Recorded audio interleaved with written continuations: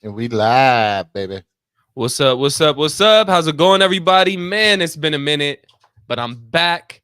At least for the line here with the quarterbacks. But I'm here with my boy Yogi. It's SK Purple and Skull Media, Fat Boy Football Focus. Let's get it. SKOL'd to the bowl. Whole lot of SKOL'd gang on this one. Yeah. Hey. Hey. Hey. Hey. SKOL'd gang, SKOL'd gang, SKOL'd gang, SKOL'd gang, SKOL'd gang, SKOL'd gang, SKOL'd gang. SKOL'd all the way to the bowl, man. My team about to go get a ring. We don't care what the team doing, man. They ain't messing with the perp gang. It's our year, time to get this ring. Bring it home back to the SKOL'd gang. SKOL'd gang, SKOL'd gang, SKOL'd gang, SKOL'd gang, SKOL'd gang, SKOL'd gang, SKOL'd gang. SKOL'd all the way to the bowl, man. My team about to go get a ring. We don't care what the team doing, man. They ain't messing with the perp gang. It's our year, time to get this ring. Bring it home back to the SKOL'd gang. My team go harder than yours. They do. Our fans go harder than theirs. Facts. Purple and go, we show horns. 24/7 all year. What up? What up? SKOL'd, baby. What's going on, man? It is started. We got the combine running backs, quarterbacks, and wide receivers here. Hopefully, we're not sitting around waiting for these quarterbacks to come up because I know that's all what we showed up for, yo. We showed up to watch these quarterbacks because it's looking like we're going to be drafting a top rookie quarterback. And I'm ready. I'm personally ready. Most of y'all already know who my guy is. And of course, we're going to talk about him because he's the only man with balls enough as a top 4, top 5 quarterback in this draft to actually go out there and throw out the combine. So, too evil to hope. I don't want to hear it, man. No to you. No to you, too evil to hope. No to you. All right. We got T-Bass in the building as well. What up, T-Bass? T-Bass. Hey, we got my guy D Woods in the building. Hey, D Woods. Are you at home? Because when SK has to jump off, you could jump on. Yeah, you can jump on right now if you want. T-Bass says, "What do you mean, Spencer Rattler is just as good as JJ as he is?" We're gonna have some interesting debates here. Don't you ever compare JJ to Spencer Rattler? Spencer Rattler, really? Jesus Christ. Too Evil says JJ carried by the defense and didn't score a touchdown in the natty. So nah, brah, nah. Doesn't matter, man. If your team doesn't have to, why throw it? We're trying to win a national championship, okay? You'd rather have Wentz than half of the NFL. Too evil to hope. I don't want to hear it with this Wentz shit. Wentz is unemployed right now. Last time I checked, you're talking about an unemployed quarterback. Talking about an unemployed quarterback. D Woods working on his bedroom body. Oh, hell nah. Hell to the nah. And if you guys haven't already, make sure you hit that subscribe button to both channels, Purple and Skull Media and Fat Boys Football Focus. Go ahead and tap in. I think we're simulcasting, right, Yogi? So we're on both pages. Yes. Yeah, so go ahead. If you're following one or subscribed to one, go ahead and hop over to the other one, hit that subscribe button. We're all a big family here at Purple and Skull Media, Fat Boy Football Focus, Vocal Vike, Dave, Minnesota Sports Talk, GG Sports Talk, like JJ Vikings. We're all a big family, man. So hit that subscribe button. We appreciate y'all. Everybody on Facebook, hit that share button. And you know I love y'all. That's where my foundation is, over there on Facebook. So love and appreciate y'all. So we got T-Bell in the house. What up, Tony? Tony Bell. Hey, where's Mr. Mock? Where's Bob Sweet? Has he been around? Oh yeah. This is his time of the year. Hey, I have a question. Can I put the combine on the channel if there's no sound? Yeah, you should be able to. If there's no sound, we won't get flagged? If there's no sound, if we're talking over it, it should be good. All right. Should we do that? Should be good. If we get cut off, y'all know why. we'll be right back. All right. So let me turn it. I'm trying to see what schedule they have as far as what position group they're going to do first. I don't think they're going to do quarterbacks first. I'm hoping they do quarterbacks first so we can just get right down to it. But outside of that, running back is also a position we're going to look at. And obviously the news coming out, what was it, 2 days ago? Our guy, Alexander Madison, being released from the Minnesota Vikings. It hurts. I don't like it. But NFL is a business. You got to make your business decisions. And I believe it saves us $3.5 million in cap room this season. So, yeah. Hey, look, again, NFL is a business. Do what you got to do. You guys are a lot smarter than I am as far as the front office goes and the GM. Alexander Madison didn't have a good year. So you move on from him. And now I wouldn't be surprised if we're looking for another young guy in the draft, which I also wouldn't be surprised if we go out there and we try and get one of these top veteran running backs. I wouldn't be surprised whatsoever, especially if you move on from Kirk. I think that's going to play a part in what we do at the running back position as well. Because say you do move on from Kirk, now you have some room to play with. You're drafting a rookie quarterback at that point, and then you probably go out there and find a bridge guy, which we'll talk about that in a little bit. But if you move off of Kirk, you have the cap room to go out there and grab a top running back free agent, whether that be Saquon Barkley, Derrick Henry. I know a lot of people were kind of bringing up J.K. Dobbins. I know I'm missing a couple other guys. I think Eckler's going to be a free agent too, if I'm not mistaken. He was on a 1-year deal. So you got some guys that you can actually, pick from, and you got the cap space to do so. But that's if you move on from Kirk Cousins, which I know a lot of us here are fans of that. So you move on from Kirk, you have a lot of cap room, and you can actually look into picking up one of these top free agent running backs. But other than that, look at guys like Blake Corum, and I'm going to be mentioning my Michigan guys a lot today. Blake Corum and Roman Wilson, wide receiver out of Michigan, and then obviously Blake Corum, running back out of Michigan. Those are two guys that I think are going to be very good at the next level. Blake Corum and then Roman Wilson as well. Roman Wilson would actually be a really good number 3 option with not Brandon Powell. I hope Brandon Powell sticks around, but with Justin and Jordan Addison. So if you can get that guy in there, he's a great number 3. He's going to be a great late draft pickup. So if you have a chance to grab him, go grab him. I wouldn't mind grabbing another wide receiver. I think Roman Wilson will go in the second, though. You think he's going to go in the second? I think so. I know his draft stock has been going up since the Senior Bowl. He is one of the top guys at the Senior Bowl. But he's not obviously not a number 1, and this is not taking a shot at him, but there's levels to this shit. JJ's a number 1. You got guys like CeeDee Lamb, Devontae Adams, Marvin Harrison, guys in this draft, Marvin Harrison, Neighbors. Those are number 1 receivers. Those are guys where if I need to have it, if I need to go get it, I can throw it up and they can come down with it. Roman Wilson is more of a possession guy. He's going to be more along the lines of a Brandon Powell, maybe not as speedy as him, but he's very shifty, very good route running, kills it in between the numbers. So I think Roman Wilson is a great number 3 if you're able to pick him up in like the 3rd, maybe 4th round. But you may be right, Yogi. You may be right. He may be out of there in the 2nd. Yeah, he's shooting up. He is shooting up. Hey, put T Bass's comment up there. Talking about it. Okay, he said Michigan fan talking about a guy who did good at the Senior Bowl.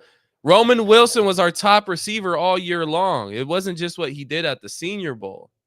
His draft stock went up because he had such a good Senior Bowl. I'm not saying just because he had a Senior Bowl, he's going to be good. He was going to be good before the Senior Bowl came out. I was a fan of Roman Wilson before. But, again, he's not a number 1 guy. He's going to be a number 3 somewhere, and he's going to be a really good number 3. Yeah. So, here we go. Caleb Williams, old bitch ass. He has bust written all over him, dude. All over him. Hey, too evil. If we can get JJ in the 4th, I would gladly take it. Hey, go ahead and let him slide down to the 4th. I'll take him. Yes, this is today's footage. We are live. Yeah, we are live, baby. We're live, and we got the combine playing for y'all. So hit that share button, man. Hit that share button. Hit that like button. Hit that like, sub button. share.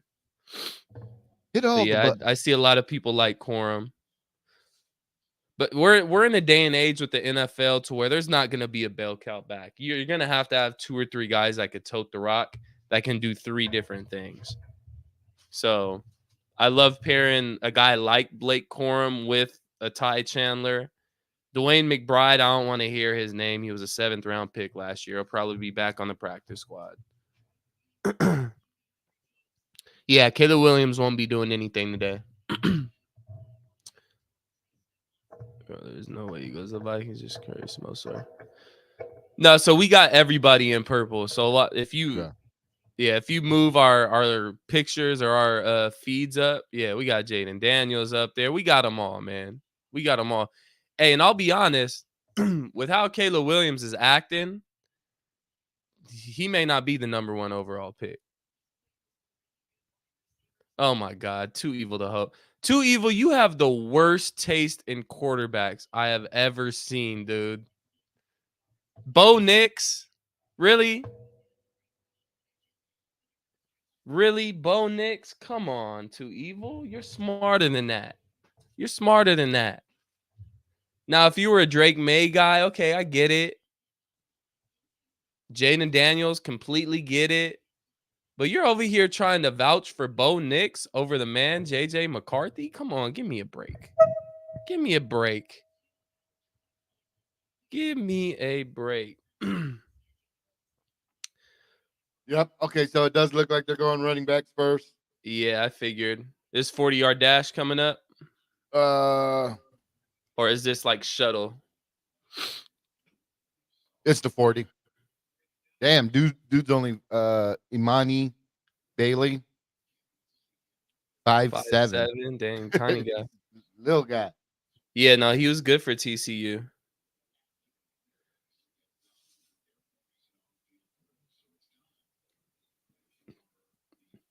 D Wood says Caleb probably already has a deal set with the Bears. So if that's the case, why do anything? I could see that, but it's not necessarily him not doing anything.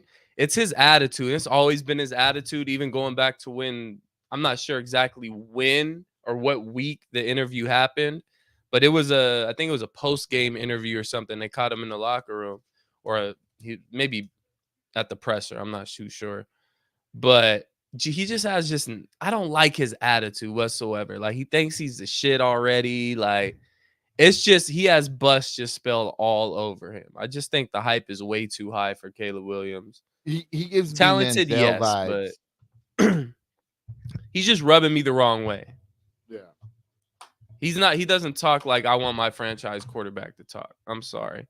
Like, JJ saying all the right things. Drake May, I'm not a big Drake May fan, but what I loved what he said is, you don't want to be a guy game planning against me or game planning for me. You want to be game planning with me. And that shows just enough confidence, but not too cocky, like not a jerk off, not an asshole. Like Trey Benson, 4.39. That's a running back I like. Yeah, some people have been mocking him to us. I like him. There you go, Adam. JJ all day. But yeah, I'm not a Caleb fan. What up, Adam DeJarn? Hey, Too Evil. When you invest in a guy to be your franchise quarterback, he's got to know how to carry himself as well.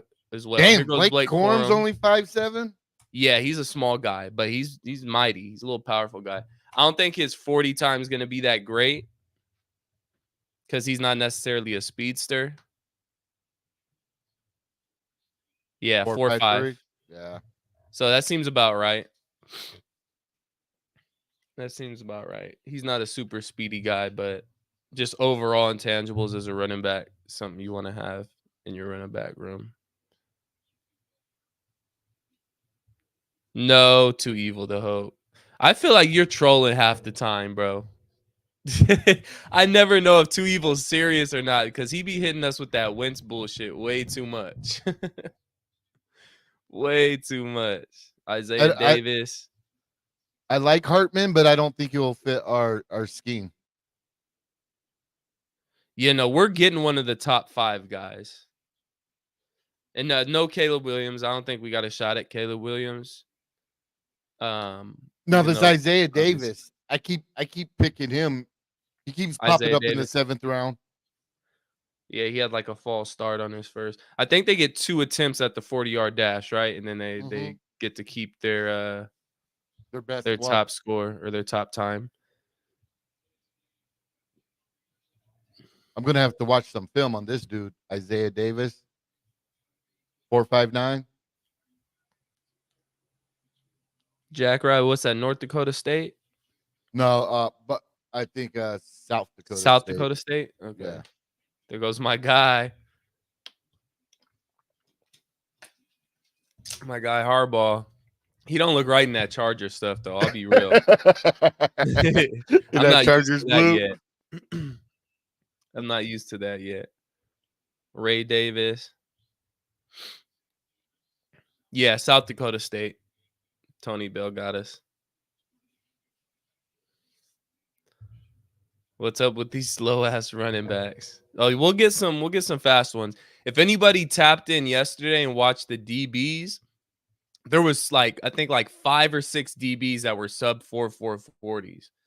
So yeah, those DBs were burning it yesterday for sure. Tony Bell says Harbaugh should be in purple. 100% Tony Bell.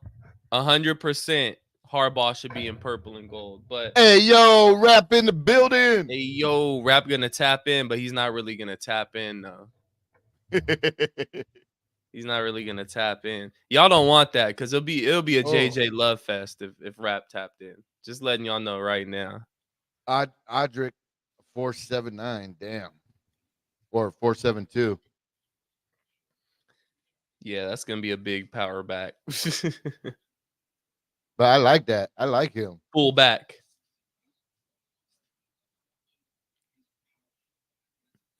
This is it, Garindo. I think they're gonna do 40-yard dashes and then they're gonna do the field drills right after. So we'll probably what have up, Johnny? Four quarterbacks. Come on.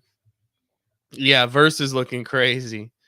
Verse is definitely looking crazy. That's a guy. If we don't go quarterback in the first round, I think Jared Verse might be my top guy. You got to go out there and get a pass rusher. If you're not gonna get a passer, go get a pass rusher. So I like Jared Verse a lot. Hey, shout out, Yogi. You've been mocking Jared Verse to us for shit middle of the season. Yeah. Exactly, Tony. Kelsey does have to run the ball this year. Absolutely. Didn't really set up our running backs to be very successful last year in the run game. So not just Alexander Madison, but Ty Chandler had one or two really good games, but outside of that, running game was not successful at all. Regardless of who was in the backfield, running game was not looking good. So I'm gonna throw this out there. If we go quarterback, I was high on Chop Robinson, but I think his draft stock is gonna go up to where he won't be at 42. Another name I want you guys to look out for or go research or watch. Chris Braswell, the other edge rusher from Alabama. That was on the opposite side of Dallas Turner. Yeah. Keep an eye on him. Yep. My mocks might start having him instead of Chop Robinson because I feel Chop Robinson is going to get into the first round. Yeah, no, I think his stock's going to go up too. Just watching him when my team played Chop Robinson, he was a game wrecker for sure, to where we had to scheme against him. Stay away from Chop Robinson. So, yeah, that's a guy who I think is going to move up the draft boards too. Yeah, remember, there's always a few guys that get drafted super early that are surprises too. So, Bucky Irving. Bucky Irving, 4, 5, 6. Okay. Yeah, okay, Bucky. A little faster than that. Expecting a little faster from Bucky there. Yeah. Two Evils full of cap. Full of cap, Rap. Still my guy, Too Evil, but you got a whole lot of cap. Yeah, he said I'll get Knicks in the 7th. PFF got to update their draft board. Yeah, they do. I think they Yes, will they after do. the combines. Yeah, more than likely.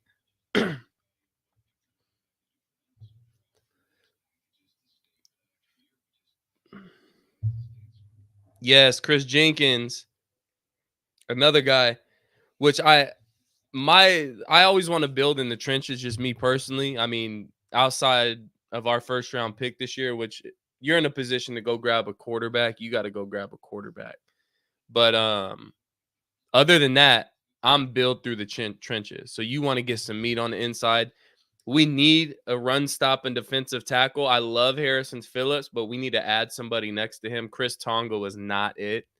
So you got to add some size to him. This draft is actually really deep with defensive tackles, though. You can grab a guy in the second, into the second, possibly even the beginning of the third. That's going to be a game changer for you. You got guys like Chris Jenkins, who I think is probably going to go second round. You got Sweat out of Texas, who I think is going to go early second, maybe into the first, but I think he's going to end up in the second round. And you got a couple other guys too. The top guy is the guy at Newton out of Illinois, and then you have the other kid from Texas. God, his name's not ringing a bell right now. Not Sweat. Who's the other guy from Texas? His name is I'll let you know. kind of right missing now. me right now. Because it's Devondre Sweat and then somebody else. Byron Murphy. Byron Murphy. My bad. So Byron Murphy is a guy who I think is going to go in the first round too. So, but if you're able to grab your quarterback of the future in the first round, whether that's at 11 or whether you trade up for him, hopefully you're able to hold on to that second round pick so you can bolster this defensive line, whether that be on the edge or whether that be defensive tackle, because you need both. That's whether you re-sign Danielle Hunter and DJ Wonnum or not, you're going to need another pass rusher. You're going to need somebody on the inside. So I think one of our two picks has got to be defensive tackle or defensive end. Or I'm not fans of the cornerbacks this year. I don't know about you. What do you think about these defensive backs this year, Yogi? I'm not a big fan. Not a big fan. Dude from FSU, if we could get him in the third, sneak in the third, maybe. What's his name? Like James or something like that. Let me get his name. I see people also. Tony Bell mentioned it. Linebacker. Jerrion Jones. No. Renardo Green. Okay. Marshawn Lloyd. Here's another guy that I've seen mocked to us quite often. Marshawn Lloyd out of USC. Not a whole lot of speedsters at running back.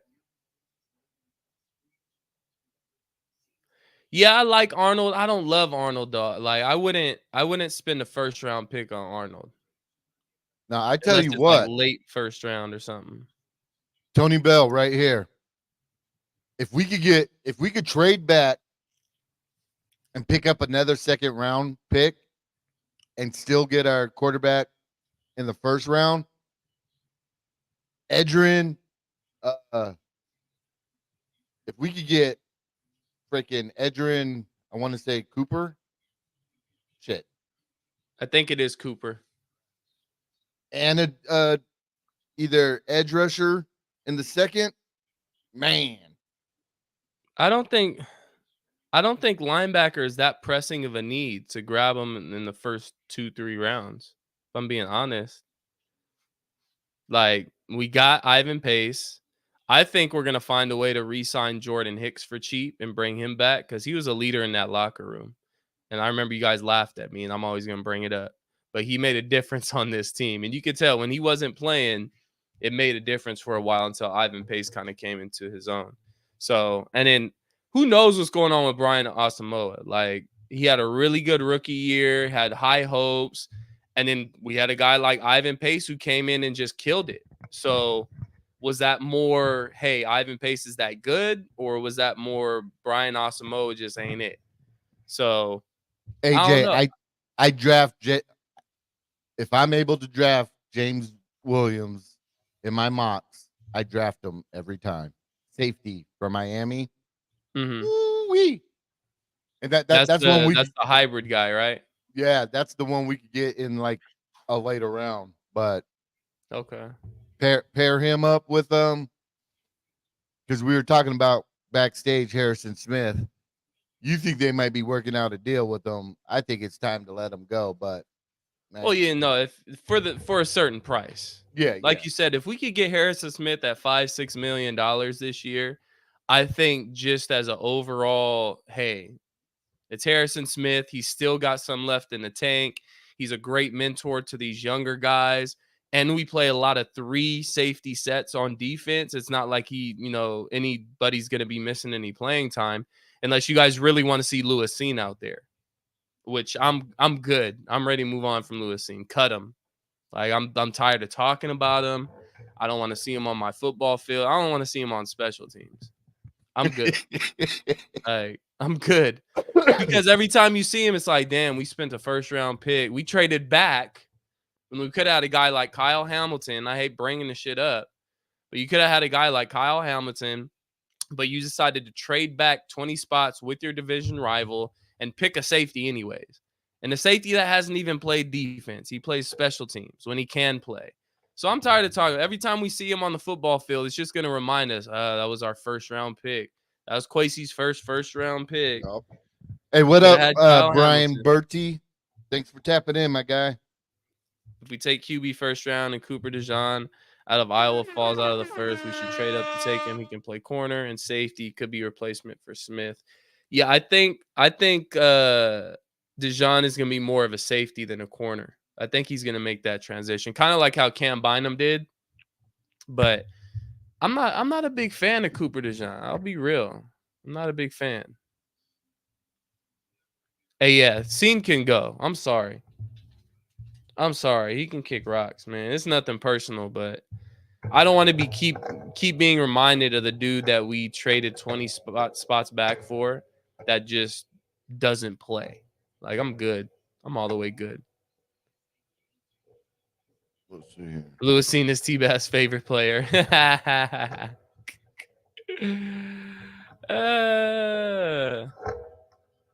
Yeah, all pro. Hamilton, all pro.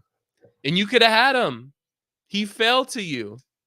You had your perfect, and all this Harrison Smith talk that we're having about, oh, we could bring him back. We could do this at a lesser. We all love Harrison Smith, but you had the perfect transition, the same exact type of player out of the same college. You could have had an easy transition from Harrison Smith to Kyle Hamilton. Nobody would be sitting here mad about it. We would have our safety of the future paired with Cam Bynum, who's another really good safety. But now you're sitting here and look, we love Josh Metellus. He's a Swiss Army knife. But if you could have a guy like Kyle Hamilton next to Cam Bynum and Josh Metellus still gets his work in as that third safety, then we'd be fine right now. We'd be ecstatic. But no, we had to trade back and draft a safety anyways. So we ended up giving that second round pick back, didn't we? Or no, we didn't even get a second round pick in return. I think we got like a third round pick and swapped fourth or something like that. So since we're on running backs, if we were to get rid of Harrison Smith, I think we need to go get Barkley. Yeah, I would love to have Saquon. The thing is that I think it's between two teams for Saquon. He's either going to Houston or he's going to LA with the Chargers. I just think he fits what the Chargers want to do, especially if the Chargers decide to move off from Bosa and Khalil Mack, which I've been hearing that they're trying to do. I think they go after Saquon tough and maybe even Derrick Henry. So I think the Chargers are going to be a big player in the free agency, running back free agency market, whether that be Saquon or Derrick Henry. But if not, I wouldn't be surprised if Chargers go out there and draft a guy like Blake Corum. Harbaugh is going to be on his mission, guys. I'm going to tell you right now. Oh, yeah.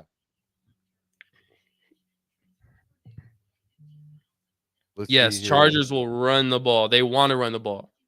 And that's I hate going back to this. This is why I was so big on why we needed to go get Harbaugh when we had the opportunity to go get Harbaugh, is because one, he builds through the trenches. Your offense and your defensive line is going to be big, is going to be nasty, and is going to be physical every single week. And on top of that, you're going to run the ball. You're going to be an overall physical team, and you're going to win, plain and simple. So, no, I would have loved to have Harbaugh. We should have hired Harbaugh. But hey, KLC is our coach. I love KLC too. So we won't spend too much time on that. Yeah, Johnny, I like Braylon Allen as well. So I think overspending on players with the win now mentality is a waste. Focus on getting younger and looking to win in 2 to 3 seasons. No, we're not even gonna put your comment up. Too evil to hope. We are not trading JJ. We're not even entertaining a JJ trade anymore. We're not gonna put your comments up. None of that.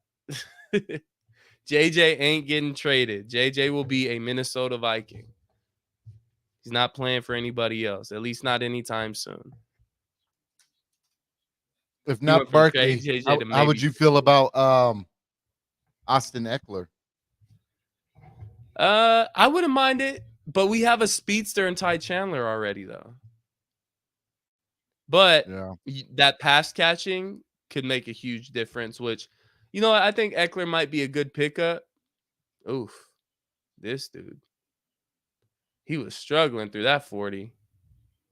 Michael Wiley. Before this guy. I have it playing on my TV. So I think they're going to go through their 40s one more time. Oh, did they already do the broad jump?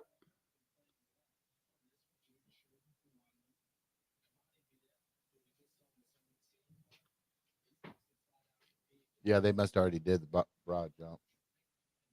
Yeah, so they'll do their 40 runs one more time. And then we'll probably get receivers after that. NFL Johnny NFL said Washington Eckler. Hey, I somewhat agree with you. His style would actually go really good with us, though. Pairing him with the Ty Chandler and having that pass catching back out of the backfield. That's what we kind of need right now. Ooh, he stumbled coming out. 4-4. Oh, wow. Okay. Alvin Kamara's 40-yard dash was a 4.5? Damn. I swear he felt a whole lot faster than that.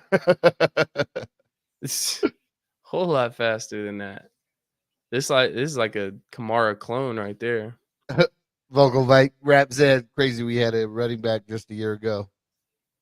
Yeah, too bad he's not a running back anymore.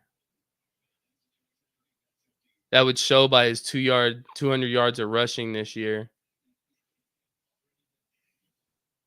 We moved off of Dalvin Cook at the right time. I don't even want to hear anybody say nothing about that shit. Dalvin Cook left at the right time, and it showed because everywhere he went, he couldn't even break the starting lineup. He's on a Ravens team in the playoffs who needed a run game to pair with Lamar Jackson and couldn't get on the field over Gus Johnson. Like, give me a break. I would say the 3 running backs I wouldn't mind seeing us pick up right around in the 4th round would be Audric Estime from Notre Dame, Braylon Allen from Wisconsin, or Trey Benson from Florida State. If we were going to pick up a running back in the 4th round area. Yeah, if we go rookie running back. Yep.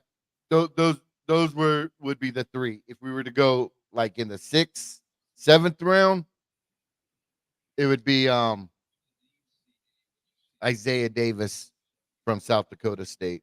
But I got to watch more film on him. Yeah, I've been kind of contemplating like when's the best time to draft a running back. And unless he's a ridiculous game changer, like a guy like a Bijan was, or I'm not going to say Jahmyr Gibbs. I still think that was a reach for Jahmyr Gibbs. But outside of those top playmaking game changers like that, you shouldn't be drafting a running back outside of in between the 3rd and I would say the 5th round. I say after that, those 6th and 7th round picks, that's when you get offensive linemen, and that's when you take shots at random quarterbacks like a Brock Purdy, who ended up panning out for the San Francisco 49ers. But I just feel like drafting a running back in the 7th round, you might as well just sign him up for practice squad. Yeah. No, Donovan Edwards is back at Michigan this year. Yeah. So Edwards isn't going to be a top running back in next year's draft. He may put up really good numbers for Michigan, but he's going to be just a pure power back. He's not the fastest. He's just a big guy that breaks tackles. So Donovan Edwards is going to be a late draft pick next year. So Sarah says we play against Kirk and his Dirty Birds this year. If he ends up in Atlanta, we do play the Falcons in Minnesota too. So that'll be an interesting one if Kirk does end up going to Atlanta.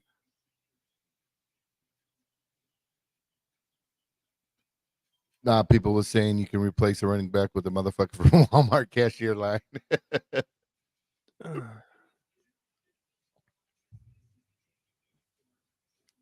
D Wood says Metellus and Pace will not have the same season they had last year. You think they're going to regress or do better? I think it depends on what role we give Metellus. If we move on from Harrison Smith and Metellus kind of takes on that role, I could say he may not have the same type of year or not as successful, because I think there's going to be a little bit of a learning curve with him stepping into that starting role.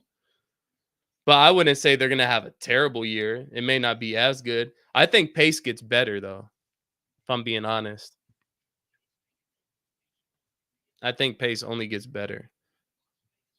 And he got better throughout the season last year. As the season went on, you could tell he started getting comfortable, and he was looking like the guy he was looking like in college. Okay, we got Packers question.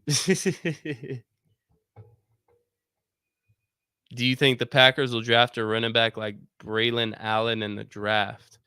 Look, don't take any of my Packers take to heart, because I have no idea what the Packers are going to do. But I think they'll grab a running back somewhere in the draft. I don't think A.J. Dillon is kind of fitting what they want to spell your boy. Oh, my God. Why is his name just like skipping through my brain? Aaron Jones. So I think they're going to find somebody to compliment him. I would have us rather trade Madison to the Packers for a 4th or a 5th than just getting nothing. I don't think there was a whole lot of trade value for him. And I don't know how the numbers would work out too. If you were to trade him, if you were to save more against the cap or save less, I don't know. Well, I can find out. No, D Woods, Pace got more playing time as the season went along, especially with Jordan Hicks going down. So he had his moments to where my thing with Pace is he'll come up and he'll be in position for a tackle, but his feet won't be set right to where he'll get run over. He'll slow it down maybe, but he always finds a hole. He always gets in the right spot. But it's his feet aren't always aligned, or he's always on his heels to where he's just going to get run over. So it's almost like he hits the hole too quick. And by the time he's meeting with the running back, he's already sitting on his heels. So I wouldn't say Bucky Irvin did worse. Yeah, Bucky Irvin didn't do very good at all. Aaron Jones is Dalvin Cook's son. He wants to be chef so bad. Hey, man, come on. Look, we all love Dalvin Cook. Don't get me wrong, Rap, but give it up. Give it up, Rap. You ain't got nothing to hang your hat on about Dalvin Cook from last year. Nothing. Yeah, no. Pace didn't have a spectacular year by any means. He had a really good year for an undrafted free agent.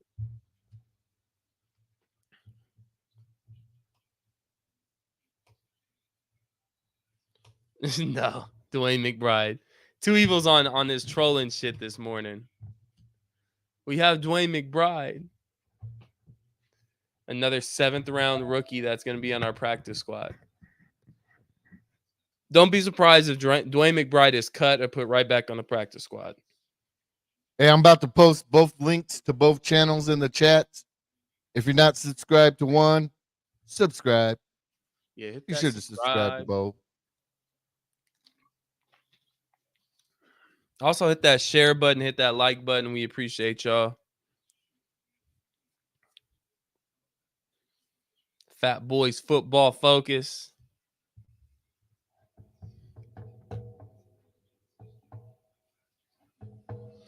No, I'm not talking about pace like I see maybe in the comments.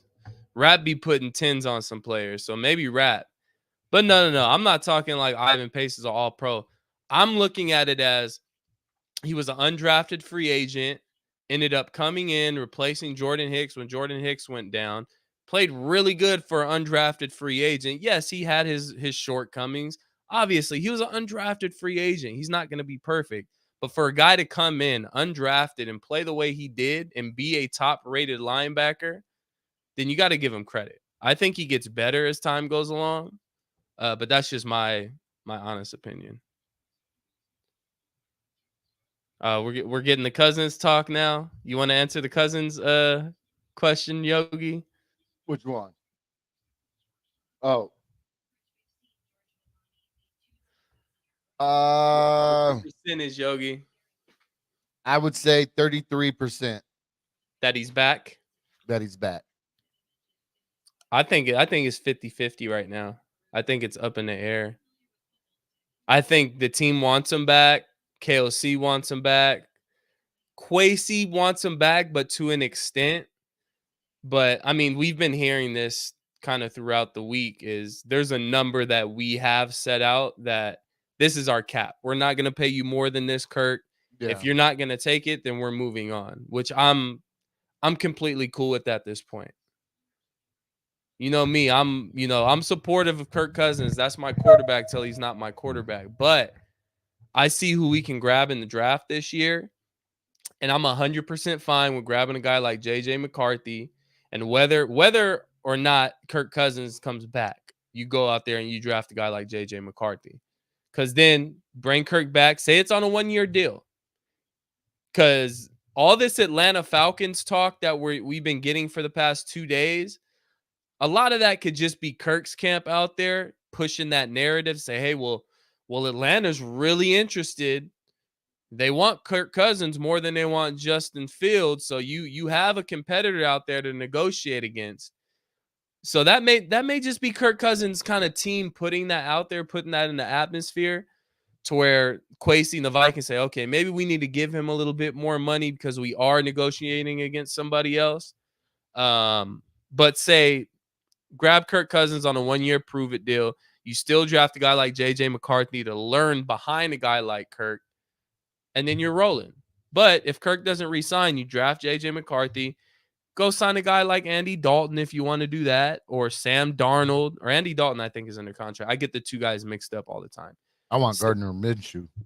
I'd take Gardner Minshew. But like I said before, I'll take Mullins. Just keep Mullins in there. Shut your mouth. Keep Mullins in there. Shut your mouth. Hey, I'm not against keeping Mullins. He's not going to be the starter for the entire season. He'll be the starter for the first couple games, more than likely. And then you ride with JJ for the rest of the way. So I love Mullins. Now, does he make stupid, dumb decisions? Absolutely. Is he a franchise quarterback? Absolutely not. Hey, SK. He cares. Say Mullins again. Mullins. Say it again. Mullins. Put your ass on mute. The Mullins mute. Yeah. Oh, yeah. We can go out there and grab Carson Wentz for Too Evil to Hope. That would make him happy.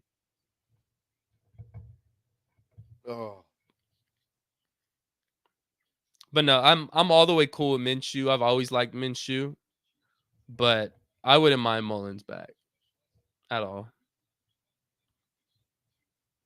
Just don't trot Josh Dobbs out there again.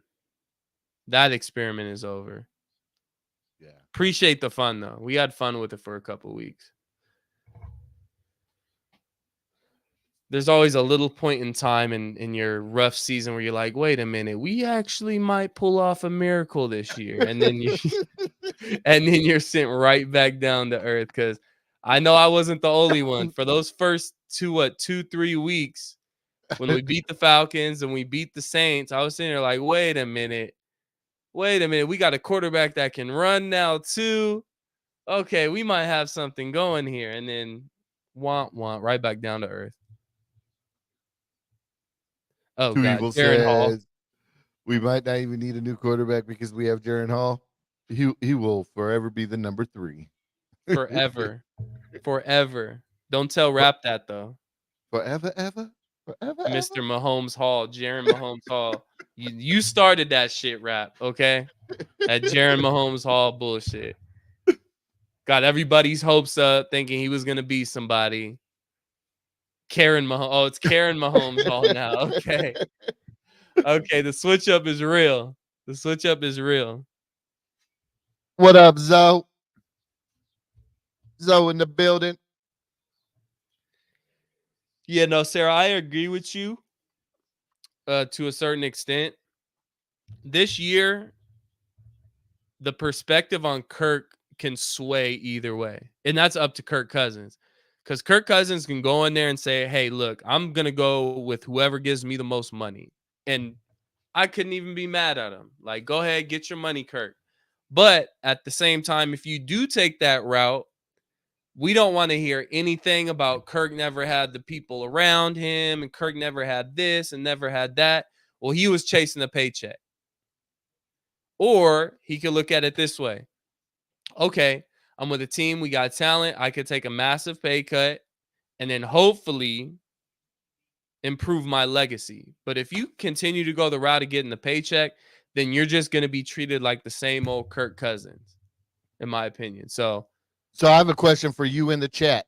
You guys let me know in the chat your thoughts. So Kirk Cousins, if he's just looking for a payday, here are the top 5 teams with cap space. We got Patriots at number 1 with 101 million. Commanders at 92 million. Bears at 79 million. Titans at 76 million. And Colts at 71.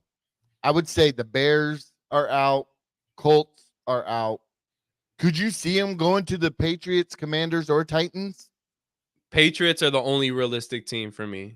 And even that's a reach. Yeah. Because what were the other teams again? Titans won't, because they're going to continue to let Levis develop. So they wouldn't go out there and grab a guy like Kirk. Titans are going to spend money on guys to put around Levis, whether that's offensive line, whether that's receivers, running backs, whatever it may be. They're going to spend money on putting something around him. And then you have the Commanders won't, because they're in a position to draft a quarterback. I think they're going to end up with Drake May, because I just think that's a fit. It's going to be a fit for them. Drake May is more than likely going to be their guy. And then who's the other team? Patriots. Patriots are the most realistic out of those 5, because I could see them drafting a guy like Marvin Harrison and say, hey, let's go get our wide receiver 1 and let's go get a veteran quarterback in Kirk Cousins. And then you know, they may be looking at it as, hey, we can replicate the Justin Jefferson, Kirk Cousins relationship with a Kirk Cousins, Marvin Harrison, if they think that highly of Marvin Harrison. So I could see the Patriots doing that, because I don't think Jaden Daniels is. It doesn't seem right for Jaden Daniels to be a Patriot. Something doesn't. I don't know what it is, but they have a whole new regimen. They have Mayo. It's not OJ Mayo. I think that's a basketball player. Jared Mayo as a coach over there now, to where it's a completely different regimen, a completely different feel over there in New England. So they could go out there and get a Jaden Daniels, but it just doesn't seem like a right fit for me. I see them possibly going out and getting a veteran quarterback and then pairing him with a guy like a Marvin Harrison or something like that, because they need wide receivers desperately need wide receivers. So you might not like this take because you're a JJ fan, but earlier I thought I thought the Patriots should sign like Ryan Tannehill, right? Draft JJ McCarthy like later in the first. They could either trade Like back trade back, yeah. and draft JJ McCarthy. I think JJ McCarthy behind Ryan Tannehill Mhm. for like maybe one season would be legit because then they Yeah. have so much money to just build Stack, around. yeah. Yeah. Could you imagine the Patriots with JJ McCarthy and just a stacked fucking team built around him? Yeah. I mean, he won the national championship with one. So that's why I'm saying you could have the same thing here. You Yeah. have the same exact thing here with JJ McCarthy. Keep building that defense. You have plenty of weapons on the offensive side of the ball. Your run game's got to get better. I think we can all agree there. But that's why I'm so high on JJ McCarthy. And he's 21 years old. The guy's young as hell. So he still has time to sit back and develop. Sarah, not Tannehill for us. I'm talking Patriots. Yeah, no, the bridge guys, if it's not Kirk, if we're looking to go out there and get a bridge guy, it's going to be a Sam Darnold. It's going to be a Minshew. It may be Mullins, regardless of what you guys think or hate Mullins for. Mullins has a good chance of being a gap quarterback for the Minnesota Vikings if we don't re-sign Kirk Cousins. But us saying a gap quarterback doesn't mean necessarily that he'll even start next year. We may go out there and grab a guy like JJ McCarthy, and he just blows the coaches away in mini camp and training camp. Say, well, we need to start JJ McCarthy. What's the point of starting a guy like Mullen? So by us saying a gap quarterback, it doesn't necessarily mean they're going to be the starter throughout the season next year. That means you got to have a veteran guy. You can't have a roster full of rookies and second-year players. It doesn't work that way in the quarterback room. You got to have a veteran in the room. So Mullins, I could see Mullins being that guy, and the rookie quarterback still playing week 1 this year. So no Bo Nix. No Bo Nix. No Bo Nix. We're not even going to spend time on Bo Nix today. Y'all tripping. I wouldn't be too mad at Bo Nix. I'm cool. I'm all the way cool. I think he would fit our spread offense. He's in that third tier of guys. Okay, I'll say this. I'll take him over Penix. Yeah. I'll take him over Penix because Penix, if everybody that hates Kirk for not being mobile and being this statue in the pocket, well, hate to break it to you. That's Michael Penix. He's just left-handed. He's terrible on the run. Throwing on the run, Penix is terrible. He's a pocket quarterback. He's going to have to sit there in the pocket. If you're able to give him time, he'll pick you apart. I've seen it. But as soon as you get pressure on that guy, it's a wrap. So I'll take Bo Nix over Penix all day. But outside of that, quarterbacks that I would absolutely stay away from are Spencer Rattler and Joe Milton. Stay the hell away from Joe Milton. If you got to watch, not necessarily the national championship, but the college football playoff and seen Alabama run Milroe out there and showed us what not to do or what you shouldn't be doing as a quarterback, Milroe did that. All he was successful with was with his legs. That's it. JJ and KLC offense don't mix together. You're talking about Justin Jefferson, you're talking about JJ McCarthy. Because JJ McCarthy is actually exactly what KLC described and what he wants as a quarterback. The only challenge that we'd have is that we need a running game with JJ McCarthy. I think that's what you'll get his full potential with. You got to have a run game. We got Mike Jones. Who? Mike Jones. Who? Mike Jones in the building. What up, Mike? You don't draft a guy just because he has a powerful arm. You don't do that.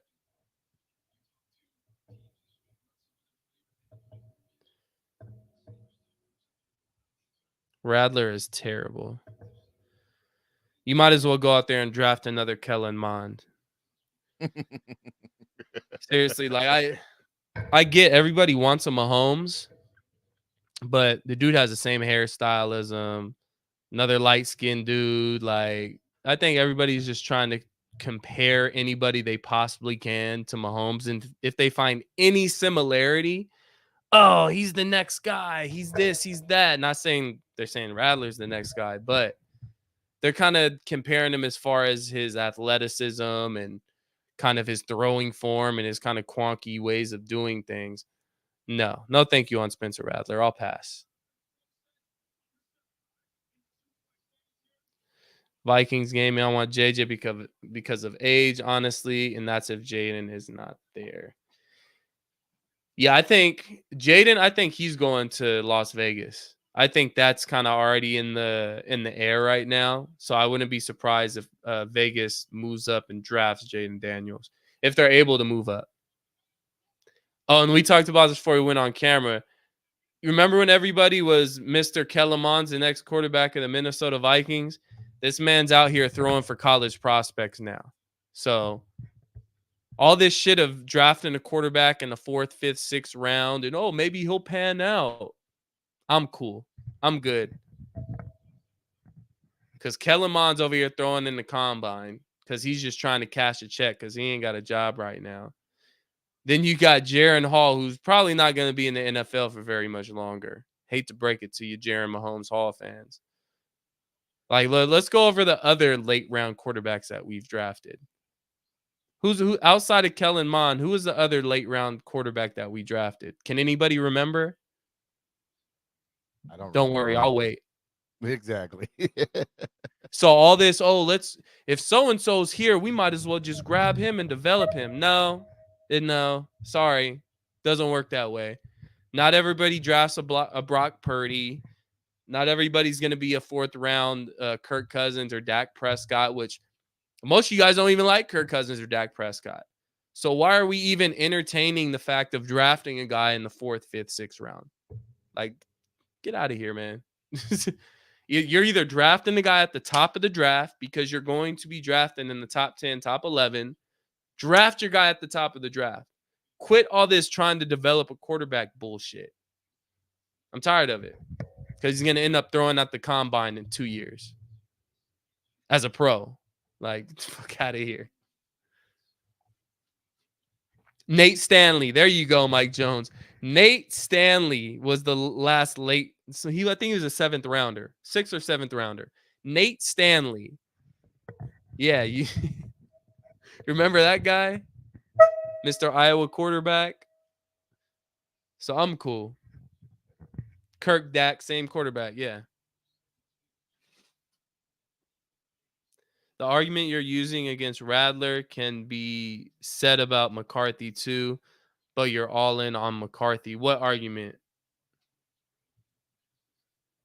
McCarthy has everything you look for in a quarterback.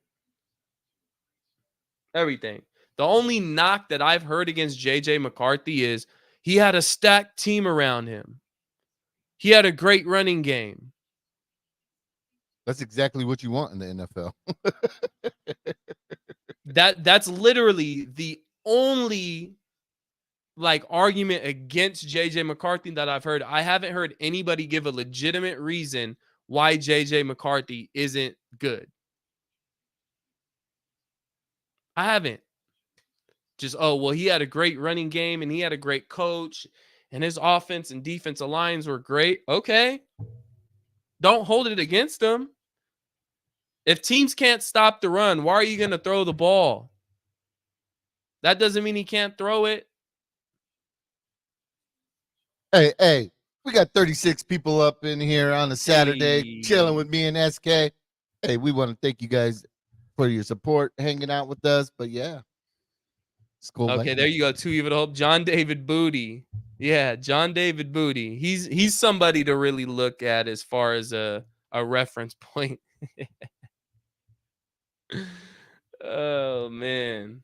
The 1999 quarterback draft class. Yes, let's go back 30 years ago and try and compare draft that could be the quarterback class of this year.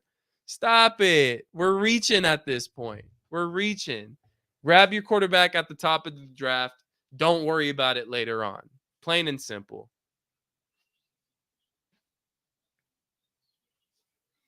Yeah, many of these picks will not make it. Absolutely, 100%. 100%.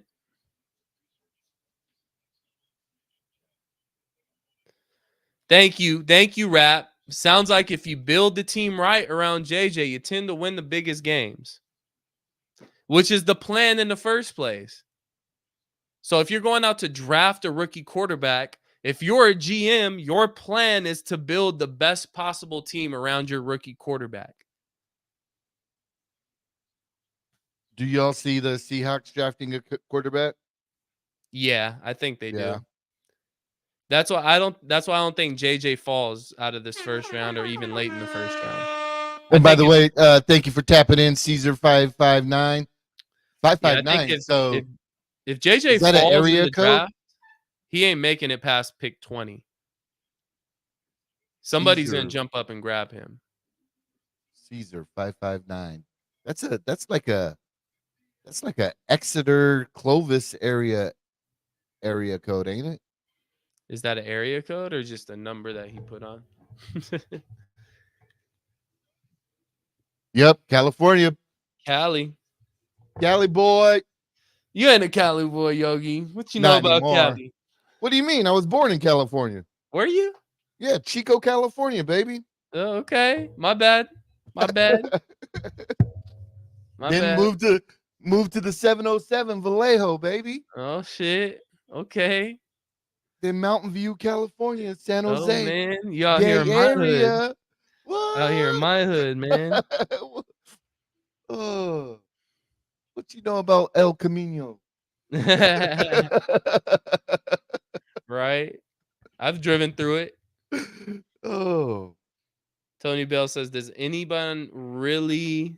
Well, we just had a bunch come in. Anyone really trust Kwesi and KLC to build the Vikings into a strong NFL team? I have my concerns. I do. But you got to let the process play out. We're in the middle of it. It's looking kind of bumpy or a little ugly at times. I will say this. Some of the moves that Kwesi's made, I have not liked at all. It started with the trading back with the Detroit Lions and drafting Lewis Cine, which even at the time, this wasn't a move that he made that everybody loved. Oh, great move, Kwesi. We picked up this, we picked up that. When the announcement first came out, I was in Vegas for the draft. I was watching the draft in Vegas.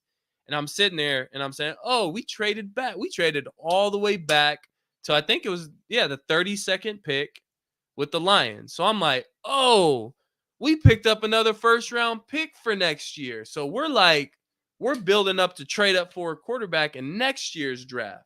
I'm here for it. But when I seen what we got back, I said, oh yeah, Kwesi's tripping. Kwesi is not cooking right now. So that was the first one where it's a head scratcher. Like, okay, I don't like this from the jump. The Marcus Davenport signing was just an absolute terrible signing.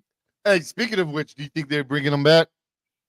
If they do, it would be some of the stupidest decision-making I've ever seen. Why bring, and this is documented, why bring a guy back who gave up on this team in the middle of a playoff push? You're 100% healthy. You're cleared to play the game. It's middle of December. This team is still in the... We were holding a playoff spot in the beginning of December. You had a chance to come back and help this team make a push for the playoffs, regardless of whether you wanted to go to the playoffs last year or not, people.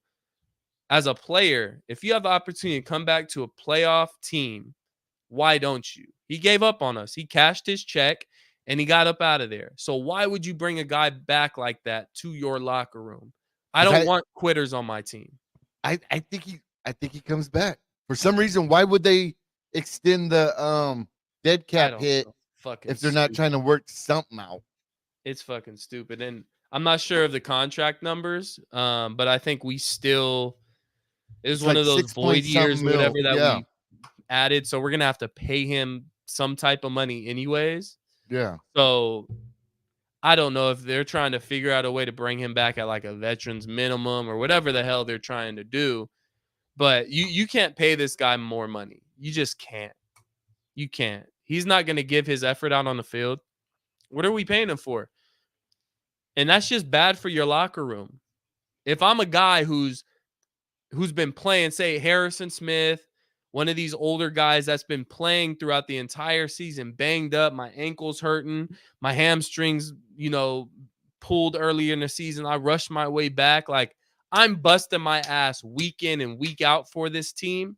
And I see a guy like Marcus Davenport just over there cashing his $13 million paycheck and not playing at all when he should be. That's not good for the locker room. Not good for the locker room.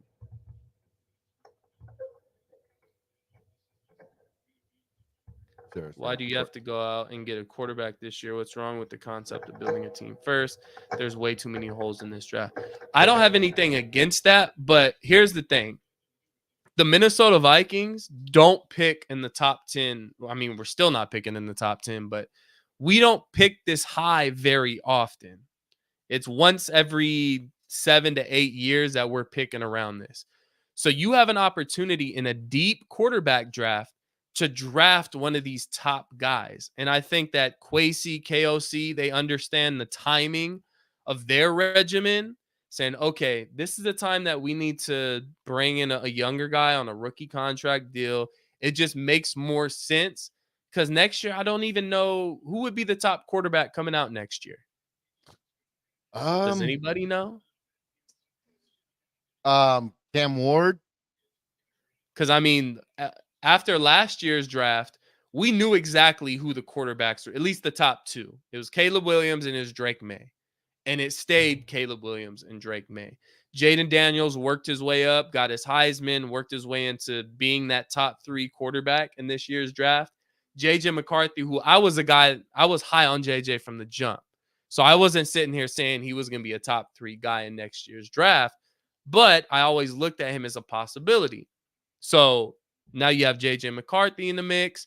Bo Nix was kind of in the mix at the time too. So we knew the quarterback class that was coming out next year. So next year, not so much. Oh yeah, Quinn Ewers. Quinn Ewers would be the number 1 guy, which I'm not sold on. And if we're being honest with ourselves, we're not going to be in a position to take the top quarterback. Regardless of who our quarterback is, we're not going to be drafting in the top 3, top 5 next year. We're going to be the same Vikings. We're going to be right in the middle, whether we draft a rookie quarterback or whether we go out there and get a stopgap guy. Yeah, Charlie, that 4.33 was fastest running back.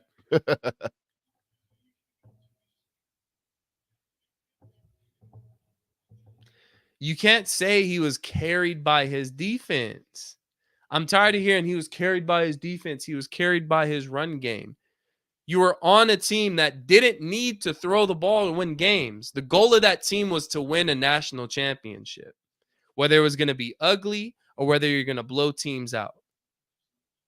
So if you're in a game, any game, and you're running the ball down the team's throat, you're not going to sit here and say, well, let's start chucking the ball around the field. No, you're going to go with what's worked. So to hold that against him is just lazy to me. Uh-oh. We got another. No.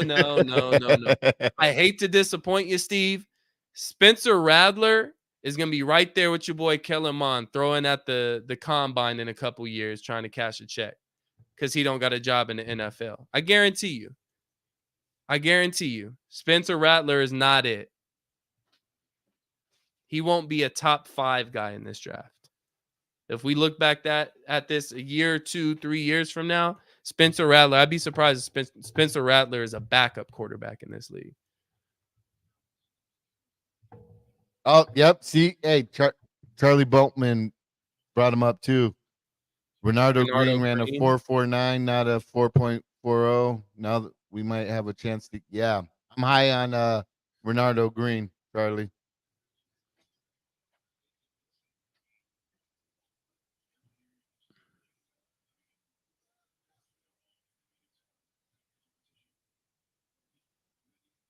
So wide receivers comes up next. Yeah, so we're gonna be sitting here waiting for the quarterbacks for a while. Yeah, I ain't got shit. I won't be here the whole time, so it might just be Yogi rocking it out with you guys. I ain't got shit to do today. No honey-do list. All about the QBs. All about the QBs. Yeah, we're gonna circle back around to this. We're gonna see what Stater Brothers Spencer Rattler's working at that time, and we'll get an update on him, and then we'll be counting JJ McCarthy's playoff wins. Rattler has the best arm talent in the arm talent doesn't always translate to you being the best quarterback in this draft. Because he makes dumbass decisions. As a NFL quarterback, it's more than just arm talent. Jeff George had some of the best arm talent. Zach Wilson has great arm talent. So when we hear this arm talent bullshit, that's not what it takes to be a quarterback in the NFL. You got to have all the intangibles. You got to have the mental as an NFL quarterback. You can't just sit and be, I can just sling it around. Jay Cutler had amazing arm talent.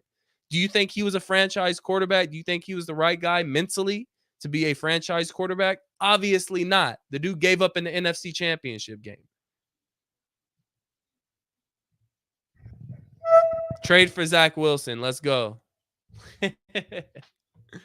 We're trading for Zach Wilson. Oh, hell no. There's our stopgap quarterback right there. Zach Wilson. Which I think wherever he goes, I hope Zach goes to a team that has a good offensive-minded head coach, because I think he'll look a whole lot better. I'm not saying he's going to be great, but he's going to look a whole lot better than what he's looked in New York. Hey, Steve, if Spencer Rattler becomes a starting quarterback, if he starts more than 2 games in the next 2 years, Steve, I will find you myself. I'll track you down, and I'll send you a gift package and say I'm sorry personally to you, Steve. Personally, I'll hunt you down, Steve, just to say I'm sorry. But when we're 2 years from now and you can't catch Spencer Rattler bagging your groceries at your local Stater Brothers, just remember what I told you. Remember what I told you. Nah, no one's broken the 40 time yet.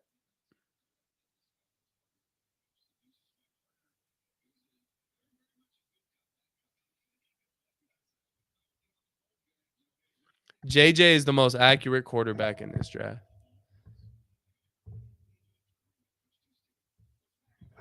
Most accurate quarterback in this draft. Look at what KLC looks for in his quarterbacks. Number one thing is accuracy. Being able to do things off script. That's JJ McCarthy, man. Winners win. Winners win. Look at the third down numbers. Look at the crunch time numbers. JJ is number 1 in all those categories.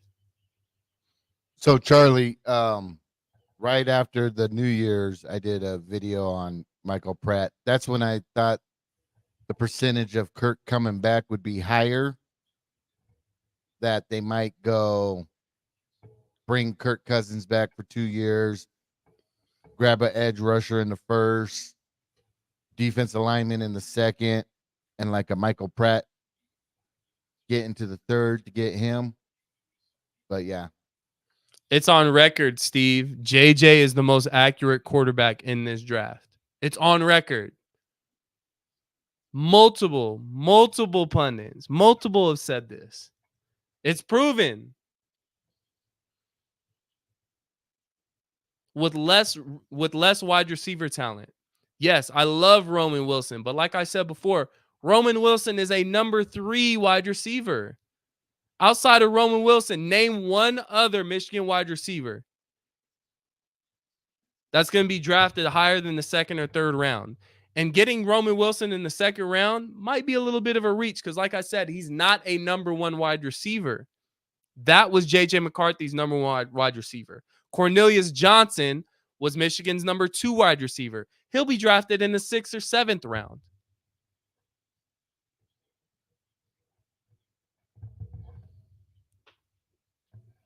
Give me a break. Give me a break. Stop it. Stop the hate. Stop the hate on JJ, man. Stop the hate. Because all of it's going to have to go away when we draft him anyways. So when he's your quarterback, I'm gonna write all these names down. Too Evil to Hope, Steve, all you. I'm going to write y'all down, and I'm going to need a public apology to JJ McCarthy. A video public apology, and then I'm going to need you to do this. I'm going to need you to go out to the store, and I need you to get one of these little chocolate hearts right here. And I need you to sit, and you're going to have to send me one of these personally. I'm going to need one of these personally and say, you know what, Sean? SK, I'm sorry. You were right. JJ McCarthy is my quarterback.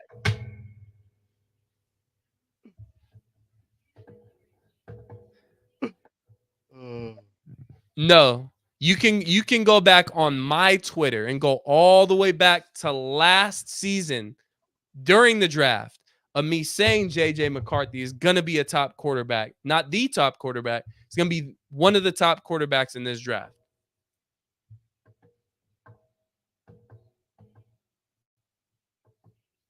He's never thrown just 5 times in a game.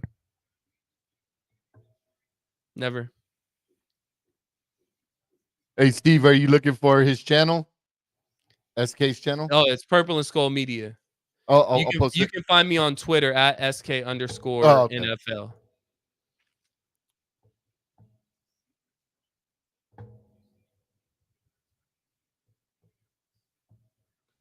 KOC could cause JJ to regress. Oh man. No, it's all fun and games. Everybody's entitled to their own opinion. Do I have a tiny bit of bias for JJ McCarthy? Yeah, I'm a Michigan fan. I'm a huge Michigan fan. But just like I have a bias for Jaden Daniels. Hey, look, we're all here. We all got a reason. There's always a why. There's always a why, you know? I agree with you, Tony. I wouldn't say screw quarterbacks, but you definitely need to build through the trenches if you want to be a successful team.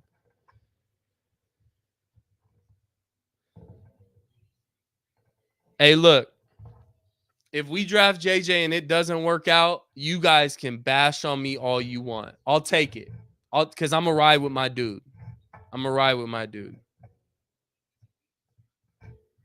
Oh, Steve, you're a Notre Dame fan. Of course you don't like JJ McCarthy.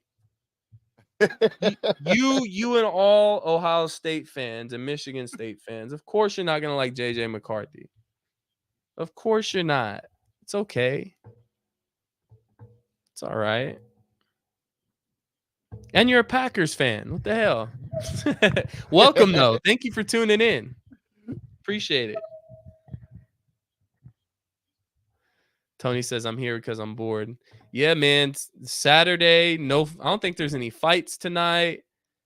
There's no good basketball games on right now. Obviously, no football. When does the USFL start? Isn't that coming up? Or XFL? One of those. One of them's coming up. Well, they merged. Was it? I thought it was the Canadian League that merged. It was USFL that merged? Yep. They're the UFL now. All right, well, Steve, you're the only one that thinks Radler's better than JJ. So no one else is agreeing with you there, sir. And T-Bass. And maybe T-Bass, but T-Bass sounds like an Ohio State fan. March 30th. Okay. So one more month, we're going to have a little bit of football. Frank Gore Jr. Yeah, USFL and XFL. There you go.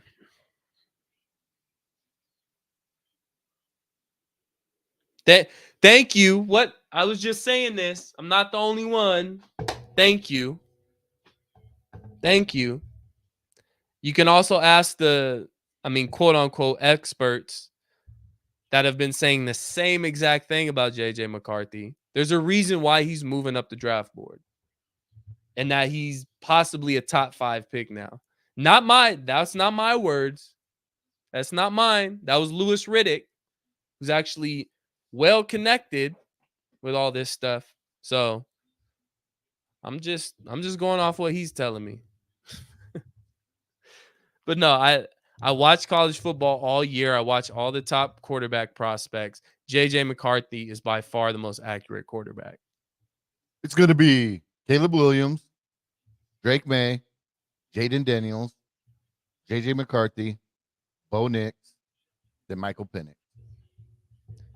And Michigan will probably lose 3 games next year. I wouldn't doubt it.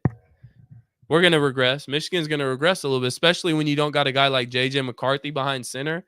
Of course, you're going to lose some games. Of course. You don't got your leader. You don't got your winner there. Of course.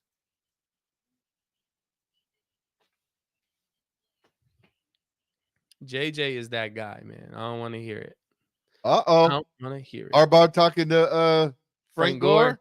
So you ready to come back? You ready to come back? I need a run game. Or his son.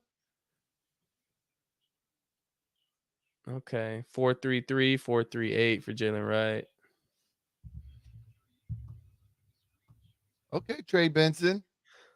Okay, we see you, Trey. Trigger Trey. Well, shoot, I got to get up out of here, man. I got some family stuff to deal with. I thought we were going to get some quarterback stuff in, but Yogi's going to hang around and do his quarterback thing. I'm going to be tapped in on the comments.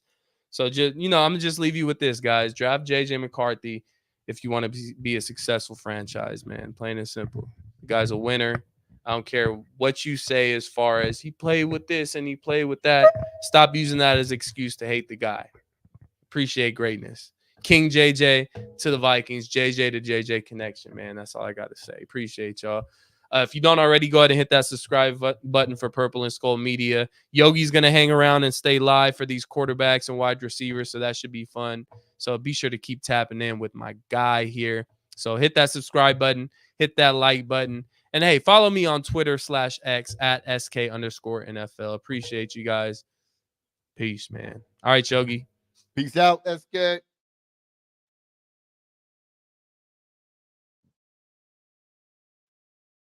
What up, everybody? Give me a second.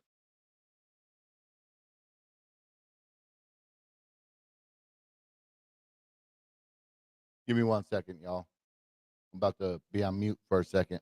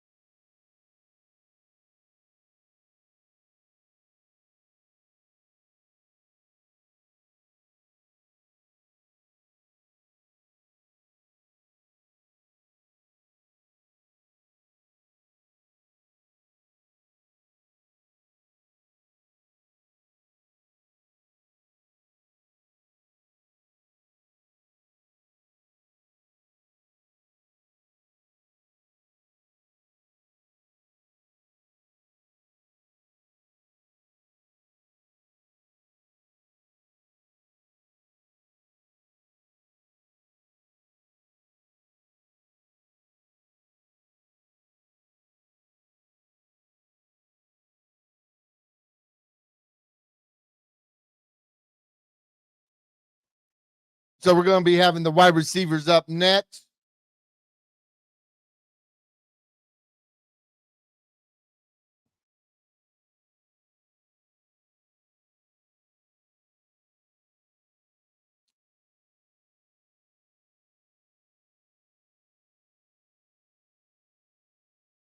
Here's the link.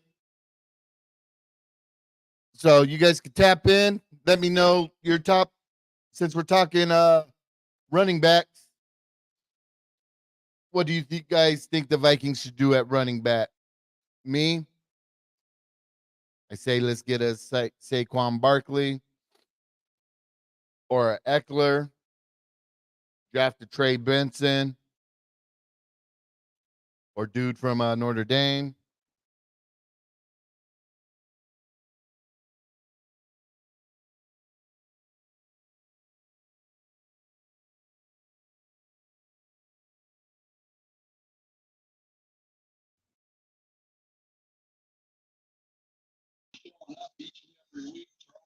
What up, T-Bass? How you going? I'm doing well. So what running backs would you want to see the Vikings grab, whether it be free agency or in the draft? I'd rather draft than paying a free agent. Really like the kid out of Michigan. I like that bowling ball type play. Blake Corum? Yep. That's the kid I got my eye on. Now, so we've had this discussion before, but so as I've always said, the best thing for a young quarterback is to have a good defense and run. Anybody argue that? No, that's how you build a championship team. Okay, do the Vikings have a good defense or a running game? They don't run the game. They don't run the ball because KOC doesn't want to run the ball. The defense is good at times, but it's not strong. Okay, so why don't we build on that first before getting a young kid? What's so bad about the concept of maybe trading a little back, that 11th round pick, generating some draft picks, and build a team first? Make sure you got your holes plugged before you fill up the swimming pool. Because you've got people running the team right now that don't know how to build a team, but they're great at building a fantasy football team. Well, they don't know how to build fans. Yeah. They don't know how to build the trenches, and you got to start building the trenches. If you knew how to build the trenches, Garrett Bradbury, you wouldn't have re-signed him for 3 years. I mean, it's just frustrating where everybody's like a little kid at the grocery store with their mom. Mommy, I have to have this box of chocolate-covered shit flakes. Well, unfortunately, there's a toy inside, and I have to have it. We don't have to go get a quarterback this year. Unfortunately, you're in a league where they overprice and overvalue wide receivers and quarterbacks. I don't either. I'm old school. I'm building the trenches. But the way the NFL, the way the football is now, I mean, half your coaches in the NFL are ex-quarterbacks, and they weren't even good quarterbacks. So that's just the way it is. Me personally, I would build I'd build on the trenches.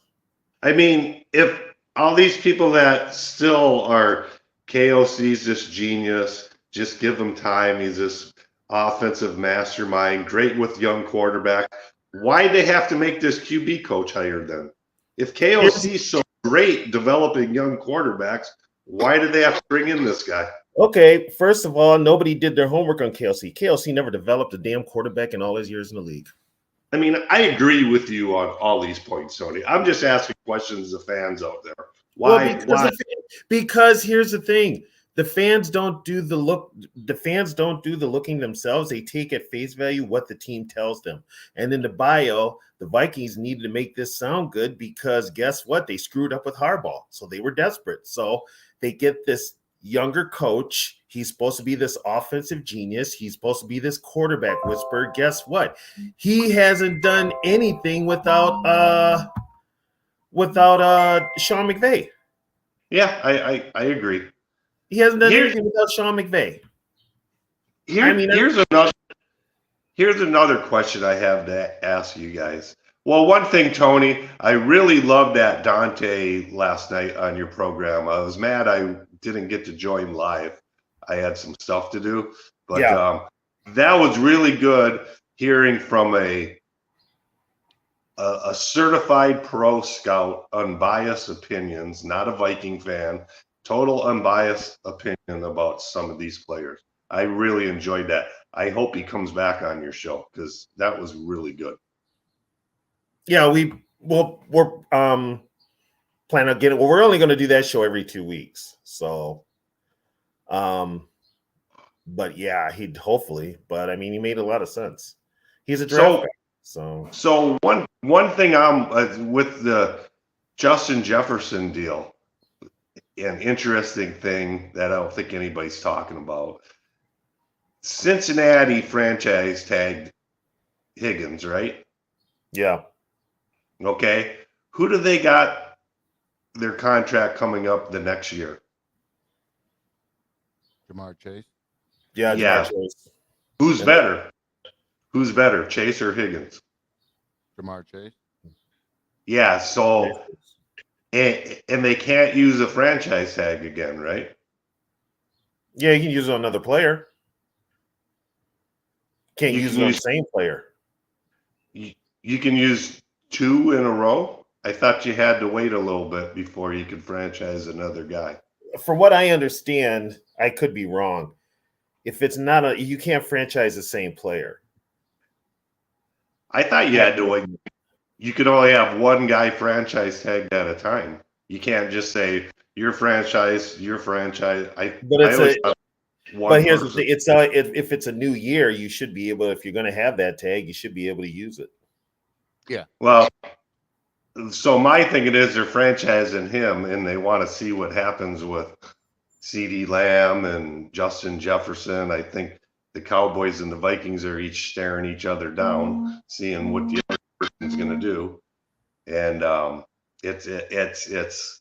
I know there's a lot of people. There's no way, to trade Justin Jefferson, but I kind of look at it as if you had a friend, you walked in their house and their carpeting was all ratty and they had a piece of shit couch, but they were like, look at this, I got a $4,000 TV.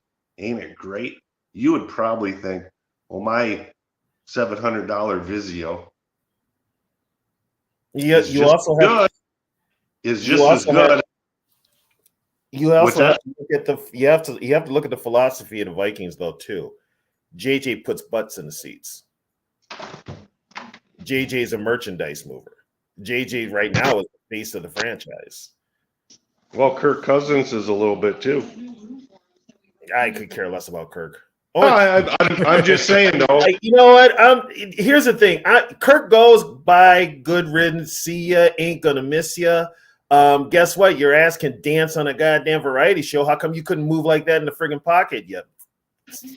Well, I've made it pretty clear. My vision for the Vikings is moving on from Kirk, trading JJ for draft picks, free up all that cap space, bring in free agents, draft well, and build your team. He could. Then maybe go get your quarterback. The Wilfs have to move on from Kirk. They have to not be scared. They have to take chances. And it's been said before, you have to be bad to be good in football. So you're going to have to probably gut this team and start all over again. That competitive rebuild BS doesn't work. Not in the long run. It doesn't work. And to me, there's a lot of people. I would be just as happy drafting Spencer Rattler, Bo Nix, Michael Penix as I would JJ McCartney. I'm going to be honest with you. Here's the thing. They hype these quarterbacks up, and I've heard this before with many other classes with these rookie quarterbacks. 1999. Only maybe 2 of them make it. 1999. They're all backups. 1999. Yeah. And that was supposed to be. I think the only one that made it out of 99 was who? Dante? Yeah, I think so. McNabb was number 2. Tim Couch was number 1 overall. I think McNabb was number 2. And then Achilles Smith was 3. And he was a bust. Dante was 11. Gotta be right back, guys. Cade McNown was 12. I mean, it very well could be a draft like that. But people are like, that was 30 years ago. Yeah, I mean, it's still it's comparable with all this hype about the quarterback. You don't so Yogi, you don't think it's out of the realm of possibility the Bears could trade Fields to Atlanta for their number 1 overall? And then what would the Bears do? Take Marvin Harrison first, and then they could still get their quarterback, and then also another top 10 pick. That would be scary.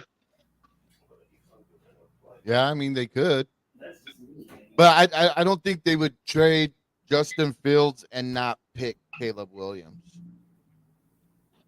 Well, it depends on how high they are about it. Well, so Yeah.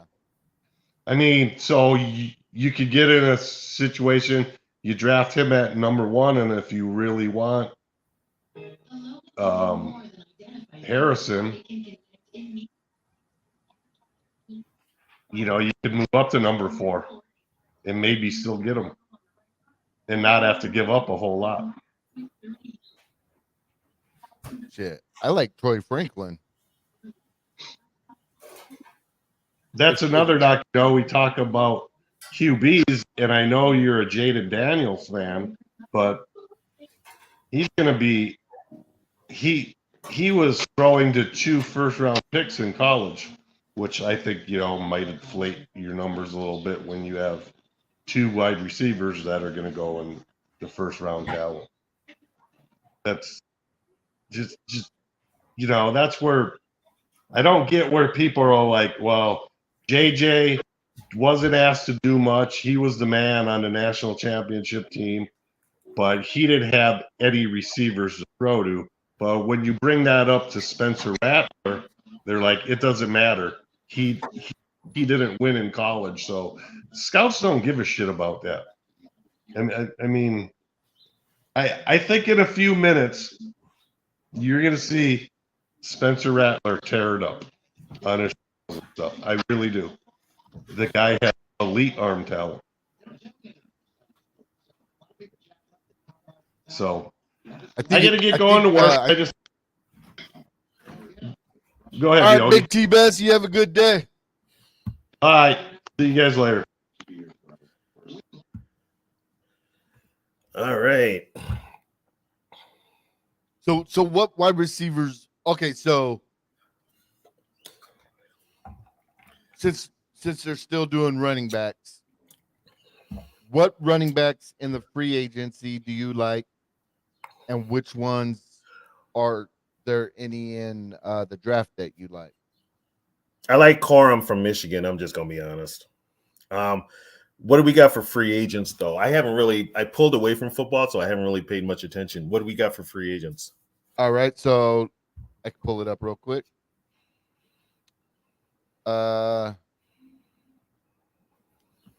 Derrick Henry. Okay. Josh Jacobs, Saquon Barkley, Tony Pollard, Austin Eckler, Cordell Patterson, Gus Edwards. You know what? I don't really like any of them. Then we got Alexander Madison, Ezekiel Elliott, Devin Singletary, Clyde Edwards-Helaire, DeAndre Swift. Yeah, those are the top ones. None of them jump off to me. Well, and see, here's the thing too. I'd rather save money.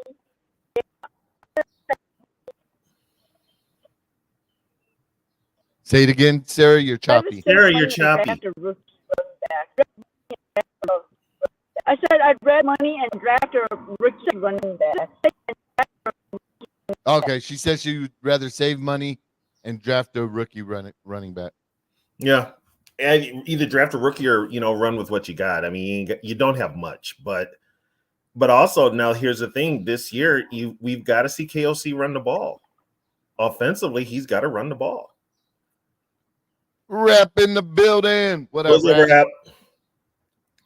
Yeah, KLC's got to run the ball, especially if you're going to have a young quarterback. And you've got to upgrade the interior of that offensive line. I don't care. That's why I said draft in the trenches. We need a center, and we don't know if we're going to re-sign Dalton Risner or not. So you're going to need a guard. I want the center from Miami. I want him bad. Who's that? Connor Williams. Oh, the free agent. Yeah. Oh, he's a free agent. I didn't know that. I want him bad. I want him you know what? bad. You could. I mean, you could get Connor Williams on the offensive side of the ball and Christian Wilkins on the defensive side of the ball. Exactly. You I want know, those two bad. yeah.